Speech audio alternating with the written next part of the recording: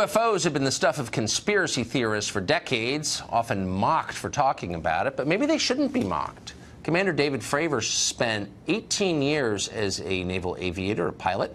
In 2004, he had an unforgettable encounter with an aircraft he said was defying the laws of physics.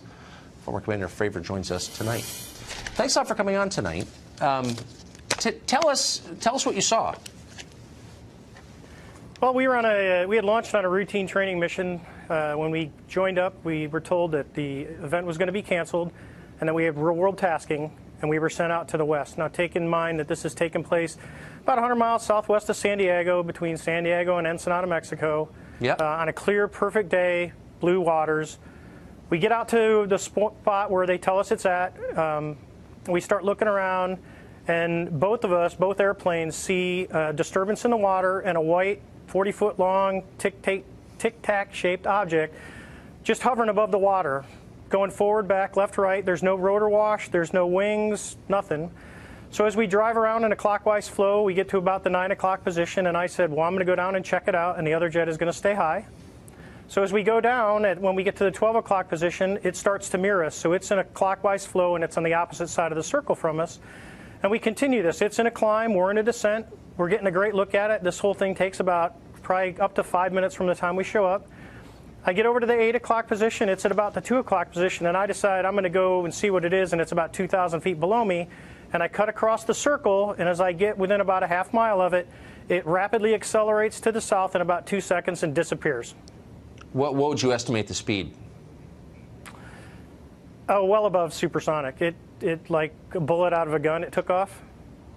So from what you know about aerodynamics, mechanics, physics, should this be possible, what you saw? Not with the technology that we have today. Not at all.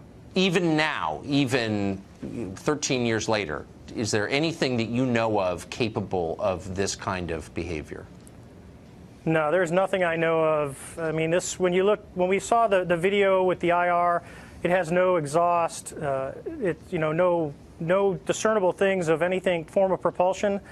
And this thing came from a dead hover over the water, just kind of moving around, to a climb up to about 12,000 feet to rapidly accelerating away in a climb, and in less than 2 seconds it was gone. And you figure you're talking 50 miles of visibility, and you can easily see an object that size easily out to 10 miles, and it just disappeared in seconds. What would be the effects on a human pilot of the G-forces involved in that altitude change?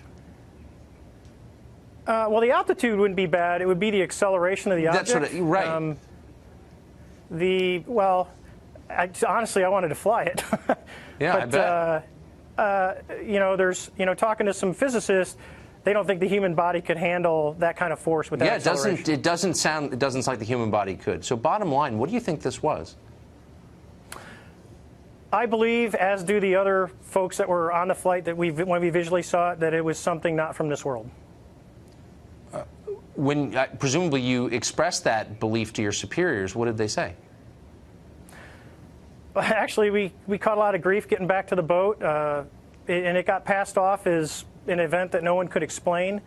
Now, keep in mind, they had been tracking these for 2 weeks prior to us seeing it, and this was the first time that manned airplanes had been airborne when the objects appeared. This feels like a really big story to me. It's not exactly clear why Vladimir Putin's more interesting than this. I think this seems like a big deal. And Commander, I appreciate your taking the time to talk to us about it. You seem sober and believable, and I appreciate it.